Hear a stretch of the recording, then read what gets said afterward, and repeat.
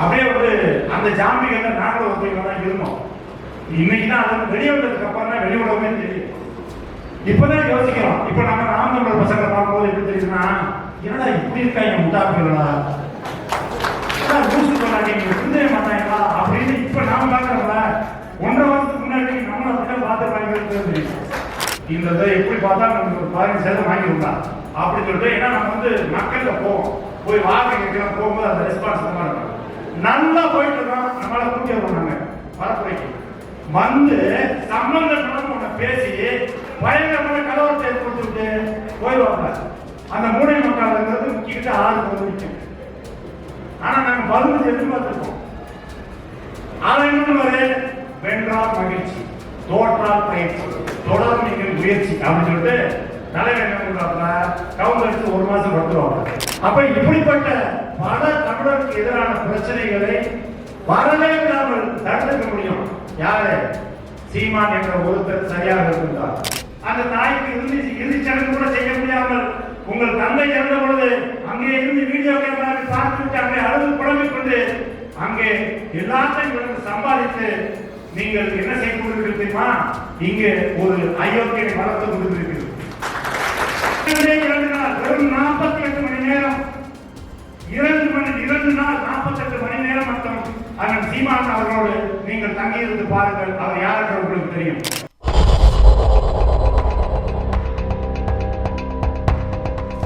நம்மளுடைய இதயத்துக்குள்ளெல்லாம் நுழைந்து நிற்கிற அன்பு தோழர், இனிய நண்பர், தமிழர் ஒருங்கிணைப்பு இயக்கத்தினுடைய நிறுவன தலைவர்களில் ஒருவர், அன்பு நண்பர் பொறியாளர் வெற்றிக்குமாரன் அவர்களை உங்கள் சார்பாக வாழ்த்துறை வழங்குமாறு அழைக்கிறேன்.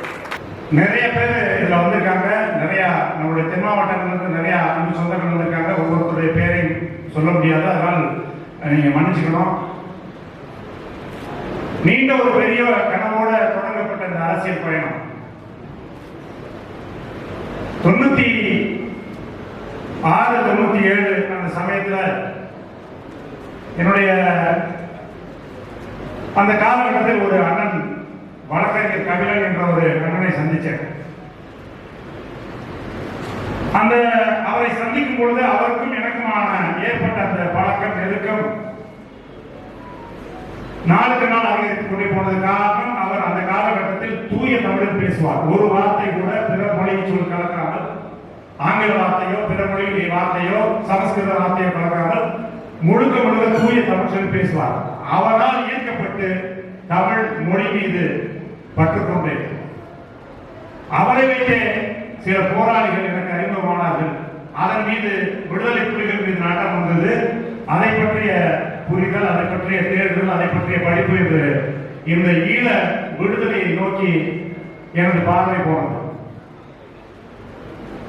எல்லோரையும் போல ஒரு சராசரி வாழ்க்கை வாழ்ந்து கொண்டிருந்த நான் ஒரு பொறியாளராக மனநிறைவோடு சம்பாதித்து ஒரு மிகச்சிறந்த ஒரு நல்ல வாழ்க்கையை, வளமான வாழ்க்கையை வாழ்ந்து கொண்டிருந்த எனக்கு ஈழத்தில் நடந்த இனப்படுகொலை நம் கண்முன்னே, நம் இரத்த சாட்சியாக கண்முன்னே 1.25 லட்சம் இரத்த உறவுகள், தொப்புள்கொடி உறவுகள் கண்முன்னே ஒழிக்கப்பட்ட அந்த காட்சிகள் இந்த அரசியலுக்கு இழுத்துக் கொண்டு வந்துவிட்டது. ஏதோ ஒரு காலகட்டத்தில் இந்த ஈழ போராட்டம் நடந்திருக்கிறது. எத்தனையோ உறவுகள் செத்திருக்கிறார்கள் என்று நம்மளுடைய பாட்டனாரோ நம்மளுடைய தகப்பனாரோ நமக்கு சொல்லவில்லை. கதைகளில் படிக்கவில்லை, திரைப்படங்களில் நாம் காட்சியாக பார்க்கவில்லை. கண்முன்னே நாம் பார்த்துக் கொண்டிருக்கிறோம். பார்த்துட்டு சும்மா போக முடியல. சராசரி மனிதனை போல வாழவோ செத்தோடு இருக்க முடியல. போட்டு உள்ள போட்டு புரட்டி எடுத்துச்சு. ஏதாவது செய்யணுமே அப்படின்னு முடிவெடுத்து இயங்கிட்டு இருந்த பொழுதுதான் ஏற்கனவே எனக்கு அறிமுகமான அண்ணன் சீமான் அவர்களை சந்தித்து பேசினோம். பேசும்பொழுது ஒரு நள்ளிரவு இதே மதுரையில பாண்டியன் விடுதியில ஒரு அறை உட்கார்ந்து பேசிக் கொண்டிருக்கும் பொழுது, ஈழப்போர் முடிந்து விட்டது, தலைவர் பிரபாகரன் அவர்கள் இறந்துவிட்டார் என்ற சூழலில் தமிழ் திரைப்படத்துறையினர் எப்படியாவது காங்கிரஸை வீழ்த்திவிட வேண்டும் என்று முடிவெடுத்து சிதம்பரம் அவர்களை தோற்கடிக்க வேண்டும் என்று காரைக்குடியில் பிரச்சாரம் செய்துவிட்டு மதுரைக்கு வந்தபோது அந்த நடுநிலையில் பேசும்பொழுது நான் சொன்னேன், அண்ணா நாம் ஏன் ஒரு இயக்கமாக மாறக்கூடாது என்று கேட்டேன் அண்ணன் சீமான் அவர்களிடம். அன்றைய தேதியிலிருந்து உருவான சிந்தனை தான் நாம் தமிழர் என்ற இயக்கமாக ஜூலை 18, 2009 இதே மதுரையில் அருள்தெய்வம் வாரே என் முள்வேலி கம்பிக்குள் முடங்கி இருக்கிற அடைத்து வைக்கப்பட்டிருக்கிற 3 லட்சம் நம் உறவுகளை என்று கூக்குரலிட்டு அந்த கூட்டத்தை நடத்தி முதலாக நாம் தமிழர் என்று கூடினோம். சரியாக 10 மாதங்களில் மே 18, 2010 இதே மதுரையில் தமிழர் எழுச்சி மாநாடு என்று தமிழர் இணைய எழுச்சி மாநாடு என்று அரசியல் கட்சியாக அந்த மாநாட்டை நடத்தினோம். இந்த களத்தில் என்று வேலை செய்தவர்களில் முதன்மையாக வேலை செய்தவர்களில் நான் மட்டும்தான் அந்த இன்று கடைசியாக அந்த கட்சியில் இருந்தேன். இப்படிப்பட்ட ஒரு பெரிய கனவோடு துவங்கப்பட்ட பயணம். நாங்கள் கட்சியில் பயணித்த 99 விழுக்காடு உறவுகள் எல்லோரும் இந்த ஈழ விடுதலைக்கான ஒரு தீர்வு வேண்டும், இந்த ஈழ விடுதலை இங்கே நடந்த இனப்படுகொலைக்கு ஒரு தீர்வு வேண்டும், ஈழ தேசத்தை நாம் அடைய வேண்டும் என்ற ஒற்றை குறிக்கோளோடு எந்த விதமான எதிர்பார்ப்புமின்றி பதவி வேண்டும் பணம் வேண்டும் என்ற எந்த விதமான எதிர்பார்ப்புமின்றி 99 விழுக்காடு இளைஞர்களால் கூடி கட்டி எழுப்பப்பட்டதுதான் நாம் தமிழர் கட்சி. அன்றைக்கு ஒரு சிறந்த பேச்சாளராக ஓரளவு அறியப்பட்ட முகமாக இருந்த அண்ணன் சீமான் அவர்களை அண்ணா நீங்களே தலைமையேற்று நடத்துங்கள் என்று நாங்கள் எல்லாம் கூறி அவரை அமர்த்தினோம். அப்படிதான் அண்ணன் சீமான் அவர்கள் நாம் தமிழர் கட்சியினுடைய தலைவர் ஆனார்கள். காலம் செல்ல செல்ல அவருடைய போக்கு மாறியது, கல்யாணம் நடந்தது, காட்சிகள் மாறியது, காசை தேடி ஓடினார், எல்லாம் நாசமாய் போய்விட்டது. ஆனால் அதே இலக்கோடு எந்த இலக்கை வைத்து அந்த அரசியல் இயக்கத்தை தொடங்கினோமோ அதே இலக்கில் 1% கூட பின்வாங்காமல் நாங்கள் அந்த திரண்ட இளைஞர்கள் அனைவரும் இன்று அதே இலக்கோடு நிற்கின்றோம். அண்ணன் வேல்முருகனுடைய தலைமை. காரணம் என்ன? பல தடவை பேசிட்டோம். என்னுடைய அன்பு பங்காளி ஜெரிசபாணி அவர்கள் சொல்லும்போது கூட சொன்னாங்க, நடந்து முடிந்து விட்டது, இனிமேல் பேசுவதற்கு ஒன்றுமில்லை. நம்மளுடைய இலக்கு அப்படியே இருக்கு. நம்ம இன்னும் அதுல பாதி தூரம் கூட நம்ம இன்னும் வரல, 30 விழுக்காடு கூட இன்னும் வரல. ஆனால் இந்த 15 ஆண்டு காலம் செய்த அரசியல் வீணாய் போனதா? இல்ல. நாம் இந்த நாடு முழுவதும் ஓடி இருக்கிறோம். இந்த நாடு முழுவதும் ஓடி சீமான் அவர்கள் என்ன பேசினாரோ அந்த பேச்சுக்களை மட்டுமல்லாது எங்களுடைய உழைப்பை கொடுத்து அந்த மக்களை திரட்டி இருக்கிறோம். எங்களுடைய பொருளாதாரத்தை செலவழித்து அந்த மக்களை திசை திருப்பி தமிழ் தேசிய பாதையில் கொண்டு வந்திருக்கிறோம். அது ஒரு 20-25 விழுக்காடு தமிழ் தேசிய வாக்கு வங்கியாக இன்னைக்கு மாறி நிற்கிறது. ஆனால் முழுமையாக அதிகாரத்தை கைப்பற்ற வேண்டும் என்றால் நாம் ஓரளவு 50-60 விழுக்காடு மக்களை நம்மை நோக்கி திசை திருப்ப வேண்டும். அதை நோக்கிய திட்டத்தை நாம் வகுப்போம். வீண் கதைகள் பேச வேண்டாம். வீணாக நம்மை ஏசுபவர்களுடன் நம்மை விமர்சிப்பவர்களுடன் சண்டை போட வேண்டாம். அவன் பார்க்க இன்னைக்கு முகநூலை திறந்தார், கீச்சகத்தை ட்விட்டர் பக்கத்தை திறந்தார், எக்ஸ்தலத்தை திறந்தார், ஒரு பதிவு போட்டார், சம்பந்தம் இல்லாமல் நம்ம திட்டான், நம்ம குடும்பத்தை திட்டான், நம்மளுடைய குழந்தைகளை திட்டான், மனைவி திட்டான், எல்லாரும் திட்டான். ஆனா அவன் யாரை எங்களுக்கு திட்டானா, அவன் ஒரு சிறப்பான வாழ்க்கை வெளிநாட்டில் வாழ்ந்து கொண்டு வெள்ளிக்கிழமை ஆனா இரவு மதுவை குடித்து விட்டு சனி ஞாயிற்றுக்கிழமை நல்லா அவன் பாட்டுக்கு அவன் இஷ்டத்துக்கு இருந்துக்கிட்டு அங்க இருந்து நீங்க என்ன நடக்குதுன்னு தெரியாம அந்த இரவு நேரத்தில் அந்த குடித்து விட்டு படுத்து கிடக்கும் போது அந்த போனை பார்த்துட்டு அண்ணன் சீமானவருடைய பேச்சை கேட்டுட்டு அங்க இருந்து வீட்டுக்கு வந்து நம்ம திட்டான். இங்க என்ன நடக்குதுன்னு தெரியாது.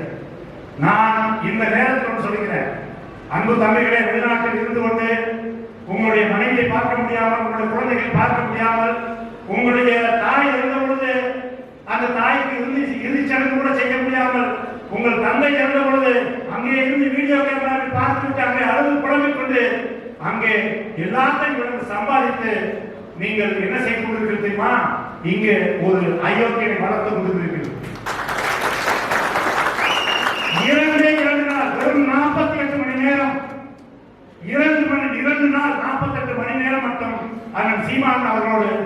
தங்கி இருந்து பாருங்கள், அவர் யாருக்கு உங்களுக்கு தெரியும். தூரத்துல நீங்க எல்லாம் பேசிட்டு இருக்கீங்க, தூரத்துல இருந்து பேசிட்டு இருக்கீங்க. 22 ஆண்டு காலத்துக்கு மேலாக, கிட்டத்தட்ட 16 ஆண்டு காலம் மிக நெருக்கமாக அவர் அருகிலே இருந்தவராக சொல்கிறேன். பேசக்கூடாது, சில விஷயங்கள் பேசக்கூடாது. நாகரிகம் அவர்தான் எங்களை மட்டுமல்ல, என்னை மட்டுமல்ல, எவரையும் தம்பியாக நினைக்கவில்லை. உலகத்தளவில் தம்பி தம்பி என்று அழைத்து விட்டு போன பிறகு அவனை எந்த இடத்தில் வைத்திருப்பார் என்று எங்களுக்கு தெரியும். தம்பி மட்டுமல்ல, அவர் சொந்த மனைவியாக இருந்தாலும் சொந்த பிள்ளையாக இருந்தாலும் அவர் உண்மையாக இருக்க மாட்டார். அது அவருடைய பிறவி குணம். அப்படிப்பட்ட ஒருவர்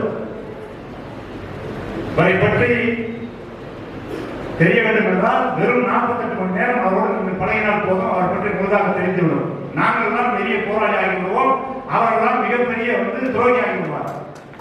அப்படிப்பட்ட ஒரு நபர். ஆகவே பரவாயில்ல, நீங்க புரிஞ்சபடி இருங்க, கொஞ்ச நாள் உங்களுக்கு எல்லாமே வெளியில வந்துடும், நீங்க நினைக்கிற உங்களுக்கு. ஆனால் தயவு செய்து உங்களுடைய நோக்கம் புனிதமானது என்றால், உங்களுடைய நோக்கம் தமிழ் தேசியம் என்றால் அதை நோக்கி நகர்ந்து கொண்டே போங்கள். தேவையில்லாம எங்களை போட்டு நோண்டிக்கிட்டே இருக்காதீங்க. எங்களுக்கும் வேற வேலை இல்லை. உங்களை போட்டு நோண்டிக்கிட்டு, உங்களுக்கு பதில் சொல்லிக்கிட்டு, இல்ல உங்களை திட்டிக்கிட்டு, எல்லாம் சீமானவர்களை திட்டிக்கிட்டு அவரை விமர்சனம் பண்ணிக்கிட்டு எங்களுக்கு வேலை இல்லை. எங்களுக்கு வேற வேலை நிறைய இருக்கு, உருப்படியான வேலை நிறைய இருக்கு. கடந்த சில 6 மாத காலமாக சட்டமன்றத்தில் வேலூரன் அவர்கள் பேசிக் கொண்டிருக்கிறது நீங்க பார்ப்பீங்க. ஒத்த யாராக நின்று ஒட்டுமொத்தமாக இந்த அரசையே கலிகடந்து வச்சிருக்காரு. அப்படிப்பட்ட தமிழருடைய உரிமைகளுக்காக பல்வேறு விஷயங்கள் நான் உண்மையிலே வெட்டி தலைமுறைகிறேன். நான் நீண்ட காலமாக அந்த வேலுமனை பற்றி அறியல. சமீபத்தில் அவருடைய 2 ஆண்டு காலமாக அவருடைய பழகும் பொழுதுதான் என்னென்ன வேலைகள் செய்திருக்காருன்னு புரியும். நாம சாதாரணமா பார்த்து போயிட்டு இருக்கோம். சாதாரணமா நம்ம என்ன பண்றோம், ஏதோ சட்டமன்ற உறுப்பினர் உதயசூரியன் சின்னத்திலிருந்து ஜெயிச்சாரு திமுக அப்படின்னு சொல்லி போயிட்டு இருக்கோம். ஆனால் அந்த வேலூர்கள் அந்த ஒற்றை எம்எல்ஏ, ஒற்றை சட்டமன்ற உறுப்பினர் சாதித்தது பலாயிரக்கணக்கான சாதனைகள். இன்றைக்கு மாவட்டத்தில் ஒரு மருத்துவக் கல்லூரி ஆகட்டும், இன்றைக்கு சமீபத்தில் இருக்கிற ஒரு தொகுதிக்கு ஒரு கலை அறிவியல் கல்லூரி ஆகட்டும், ஜெயலலிதா அம்மா அவர்கள் அறிவித்த மழைநீர் திட்டம் ஆகட்டும், இன்றைக்கு தமிழர் உரிமைகளுக்காக பல்வேறு சட்ட போராட்டங்கள் உரிமை எல்லாத்துக்குமே அவர்தான் மூலகாரணமாக இருந்திருக்காரு. சும்மா விளையாட்டு சொல்லி இன்னைக்கு அண்ணன் வேலூர் வந்துட்டோம்ன்றதுக்காக சொல்லுங்க. தயவுசெய்து பழைய தரவுகளை எடுத்து பாருங்க, பழைய சட்டமன்ற குறிப்புகளை எடுத்து பாருங்க, எல்லாமே கிடைக்கும். இன்னைக்கு போய் யூடியூப்ல பாத்தீங்கன்னா கூட அவருடைய பணி கொண்டிருக்கோம். அப்படிப்பட்ட ஒருவரை நாம் ரொம்ப தாமதமாக அந்த அளவுக்கு ஒரு மூக்கணக்கை போட்ட மாதிரி நாம் இருக்கிறது. அப்படியே அந்த ஜாம்பிகள் நாங்களும் ஒருத்தவங்க தான் இருந்தோம். இன்னைக்கு தான் அது வெளியே வந்ததுக்கு அப்புறம் தான் வெளியுறவுமே தெரியும். இப்பதான் யோசிக்கிறோம். இப்ப நம்ம ராமதம்பர் பசங்களை பார்க்கும்போது எப்படி தெரியுதுன்னா, என்னடா இப்படி இருக்காங்க முட்டாப்புகளா, லூசு பண்ணாங்க, புரிய மாட்டாங்களா அப்படின்னு இப்ப நாம பாக்குறோம்ல. 1.5 வருஷத்துக்கு முன்னாடி நம்மளை அப்படிதான் பார்த்துருப்பாங்க. குதிரைக்கு கடிவாளம் கட்டுற மாதிரியே போய் உண்மையிலேயே ஒரு சிறந்த அரசியலை செய்வதற்காக நாங்கள் வந்திருக்கிறோம். எங்களுக்கு இங்க இருப்பவர்கள் மேல இருக்காங்க. இங்க எல்லாருமே தொழில் இருக்கு, எல்லாருமே ஒவ்வொரு தொழில் இருக்கு, எல்லாருமே ப்ரொஃபஷனல். அவர்களுக்கு மாதம் சம்பாத்தியம் வருது. இங்க யாரும் அரசியலை வைத்து பிழைப்பதற்காக வரல. அரசியல் என்பது மக்களுக்கான சேவை என்பதை உணர்ந்து அதை செய்யறதுக்காக வந்திருக்கிறோம். செஞ்சு ஒரு 15 ஆண்டு காலத்தில் நாங்கள் உண்மையிலே சிறசா அடைஞ்சிருக்கோம். ஆனால் முழுமையாக அடைந்திருக்கோமா? இந்த 15 ஆண்டு காலத்துல எவ்வளவோ சாதிச்சிருக்கலாம். 25 விழுக்காட்டுக்கு மேலே வாக்குகளை வாங்கி இன்றைக்கு ஒரு எதிர்கட்சி தலைவராகவோ எதிர்கட்சி அவர்களை சட்டமன்றத்தில் அமர்ந்து கதிகளை இருந்திருக்கலாம். 6 கட்சி ஓட விரட்டிருக்கலாம். தமிழர் உரிமைக்கு எதிராக, தமிழருக்கு எதிராக எந்த ஒரு சட்டமன்றத்தில் தீர்மானம் நிறைவேற்றப்படாமல் தடுத்திருந்திருக்கலாம். இங்க நமக்கு இங்க நம்மளுடைய வேலை வாய்ப்புகளை சொல்ற இங்க நடக்கின்ற சட்டம் ஒழுங்கு சீர்கேடுகளுக்கு துணை போகின்ற சட்டம் ஒழுங்கு சீர்கேடுகளுக்கு முக்கிய காரணமாக இருக்கின்ற வடமாநில தொழிலாளர்களுக்கு கணக்குல வரான். எவன் வர்றான், எவன் போறான், எங்க தங்குறான், என்ன பண்ணான்னு தெரியல. இங்க நடக்கிற திருட்டு, கொலை, கொள்ளை, கற்பழிப்பு எல்லாம் வடநாட்டில இருந்து இறக்கிற தொழிலாளர்கள் தான் காரணமா இருக்கிறான். எல்லாத்துக்கும் கட்டுப்பாடு வந்துருக்கலாம். இன்றைக்கு தமிழக வாழ்வுரிமை கட்சியினுடைய மிக முக்கியமான கோரிக்கையாக மிக முக்கியமான போராட்டமாக அடுத்து நாங்கள் முன்னெடுக்க போறது இனவெளி பெருமிட்டு. யார் எந்த ஒரு வடமாநிலத்தவர் எந்த ஒரு மாநிலத்தவர் நமது மாநிலத்துக்குள்ள வந்தாலும் அவருக்கான உள்நுழைவு அனுமதிச்சிட்டு இந்த அரசால் வழங்கப்பட வேண்டும். மாதம் ஒரு முறை அவர் வந்து ரெனியூல் கொண்டு போனோம். அவர் எங்க தங்கியிருக்காரு, அவர் எந்த வீட்டுல குடியிருக்காரு, அந்த வீட்டு உரிமையாளருடைய கையொப்பமிட்ட சான்று ரெனியூவல் பண்ண போனோம். இவன் பாட்டில் வந்துட்டு இங்கேதான் ஒரு நான்களுக்குள்ள ராமேஸ்வரத்தில் ஒரு பெண்ணை கற்பழிச்சு தீய வச்சு ஓடி போயிட்டான். நிறைய பேர் ஓடிட்டாங்க, கண்டுபிடிக்க முடியல. இங்க பல கொலைகள் கொள்ளையடிச்சு 20,000 ரூபாய் வீட்டில் கொள்ளையடிச்சு கந்தத்து போட்டு போய் டிராவல் ட்ரெயின் ஏரியாவில் ஓடினான். எந்த ஒரு பீகார் போறாங்க எங்க தெரியல.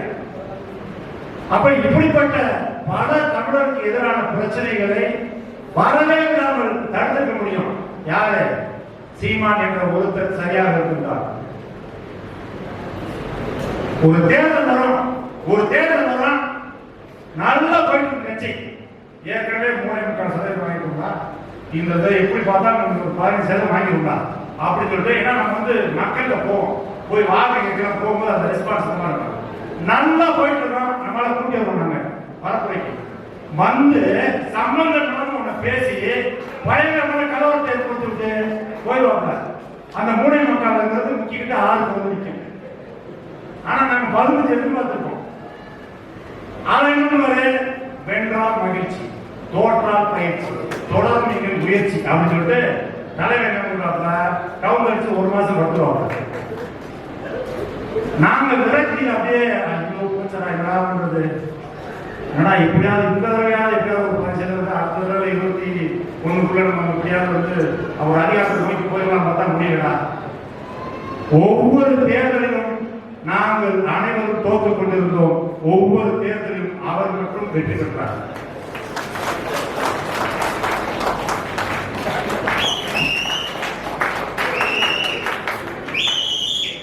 ஏதோ இந்த உலகத்தில் 6000க்கு மேற்பட்ட மொழிகள் பேசப்படுகிறது. அதில் 90 விழுக்காடு மொழிகளுக்கு மூலமொழி நமது தமிழ், நமது உயிர் தமிழ். அமெரிக்க மொழிகள் ஆய்வறிஞர் அலெக்ஸ் கூலியர் சொல்கிறார், உலகின் முதல் மூத்த மொழி தமிழ் என்று. ஆனால் அதற்கு பின் தோன்றிய பல்வேறு மொழிகள் தோன்றி அழிஞ்சிருச்சு. ஆனால் எத்தனையோ லட்சம் ஆண்டுகளுக்கு முன்னாடி தோன்றிய மொழி மூத்த மொழி ஏன் அழியலன்னா, தமிழுக்கு ஒரு பெரிய ஒரு பவர், ஒரு ஆற்றல், அது தன்னைத்தானே காத்துக்கொள்ளும். எப்பொழுதெல்லாம் அந்த மொழிக்கு ஒரு பிரச்சனை வருகிறதோ அப்பொழுது ஒருத்தர் உருவாகும் வந்து அது அவன் காப்பான் அந்த தமிழை. அப்படி எங்கள் தமிழையும் எங்கள் தமிழ் இனத்தையும் காப்பதற்காக இயற்கையால் அனுப்பப்பட்டவர் தான் நீங்கள் அண்ணன் வேலுமணி. அப்படிதான் நான் நம்புறேன். எங்களுடைய 50,000 மாவீரர்கள் தன்னுடைய இன்னூரை ஈர்த்திருக்கிறார்கள். எப்படி இருந்திருக்கிறாங்க? சீமா வருவாரு, முதலமைச்சர் ஆவாரு, ஈழ விடுதலை பெற்றுவாங்கன்னா 50,000 மாவீரர்கள் பெரும் நம்பிக்கையோடு தேசிய தலைவர் பிரபாகரன் அவர் மேல் உள்ள நம்பிக்கையின் மீது, அவர் மேல் உள்ள நம்பிக்கையில் தன்னுடைய இன்னூரை ஈர்த்திருக்கிறார்கள். அந்த மாவீரனுடைய மூச்சு காட்டு, அந்த மாவீரனுடைய ஆன்மதா எங்களுக்கு அந்த வேல்முறை அடையாளம் காட்டியிருக்கிறது. நாங்கள் எதற்கெடுத்தாலும் விமர்சனம் பண்ணுவதை தயவு செய்து நாம் தமிழர் தம்பிமார்கள் விடுங்கள். உங்களை பத்தி எங்களுக்கு நல்லா தெரியும். நாளைக்கு காலையில விடிய காலையில் 6 மணிக்கு வந்தாரு, நீ குழப்பம் எப்படி ஓடுவேன்னு தெரியும். அதனால நீங்க பண்ணக்கூடாது. இப்ப முன்னாடி என்னுடைய அன்பு பங்காளி உட்கார்ந்துருக்காரு, முன்னாள் அமைச்சர் டி ராமசாமி, ராமநாதர் அமைச்சர் டி ராமசாமியுடைய மகன் மில்லர் உட்கார்ந்துருக்காரு. அவரு திமுக கரவெட்டி உட்கார்ந்துருக்காரு, திமுக கரவெட்டி. அவரு உறவு முறையில வாழ்க்கை வந்திருக்காரு. இப்ப என்ன பண்ணுவான், இதை எடுத்து போடுவான். திமுக அங்க கூடியதெல்லாம் திமுக கூட்டம் போடுவான். அதனால இந்த மாதிரி சில்லறை வேலையெல்லாம் விட்டுட்டு நீங்க உங்க பாதையில நீங்க பயணிக்க முடிந்தால் அண்ணன் சீமான் அவர்களுடைய தலைமையில நீங்க இந்த தமிழ் தேசியத்தை வென்று, இந்த தமிழர் அதிகாரத்தை வென்று, இந்த தமிழர்களுக்கு என்ன செய்யணுமோ அதை செய்ய. உங்களுக்கு ஒன்றும் தடை இல்லை. நாங்கள் வாழ்த்துறோம், வரவேற்கிறோம். அதே போல எங்களுடைய பாதையில நாங்கள் செய்யறோம். மக்கள் யாரை ஏற்றுக்கொள்கிறார்களோ அவரை ஏற்றுக்கொள்ளணும். தேவையில்லாமல் இந்த வன்முறை வளர்க்கிறது, அந்த வெளிநாட்டுல இருந்துகிட்டு இங்க வந்து மிரட்டுறது, போன் போடுறது, இரவு நேரத்துல வந்து சம்பந்தப்படாத வந்து இன்டர்நெட் காலில் வந்து அழைச்சிக்கிட்டு இம்சையை கொடுக்கறது, எங்கேயாவது இருந்துட்டு போனை பத்தி ஏதாவது மெசேஜை போட்டு போனை பத்தி போடுறது, அதெல்லாம் வச்சுக்காதீங்க. சும்மாலாம் இல்ல, எல்லாருக்குமே இங்க இருக்கிற அண்ணன்மார்களுக்கு வந்து நூற்றுக்கணக்கான வழக்கு இருக்கு. எனக்கு 22 வழக்கு இருக்கு. ஏன்னா எல்லாத்தையும் பார்த்து தான் வந்திருக்கு. முதலாக நாம் தமிழர் கட்சி அப்படின்ற ஒரு கட்சி இந்த பெட்டி செய்தியா போடுவாங்கல்ல, இந்த பெட்டி கடையில செய்தி தொங்குல, அதுல மதுரை பொறியாளர் தேடப்படுகிறார்கள் ஒவ்வொரு செய்தி வந்துச்சு. அது நான் தான். எது தெரியுமா? ஈவி கேஸ் இவங்க வீட்டுல பெட்ரோல் கொண்டு போட்டேன்னு சொல்லிட்டு, பெட்ரோல் பண்ணா போட மாட்டோம். அதாவது சிறையெல்லாம் வந்து சாதாரணமா சந்திச்சு வந்தவங்கிறாங்கிறதுக்காக சொல்றோம். அதனால சிறைங்கிறது ஒரு பெரிய விஷயம் இல்லை. ஒரு தடவை போற வரைக்கும் சிறை கஷ்டமா இருக்கும். ஒரு தடவை போயிட்டோம்னா சரி எவ்வளவு நாளும் ஆகிடும். அதனால நிறைய வாட்டி சிறையை பார்த்தாச்சு. அதனால ஒழுங்கா உங்க வேலையை பார்க்க எங்க வேலையை பார்க்க முடியும்.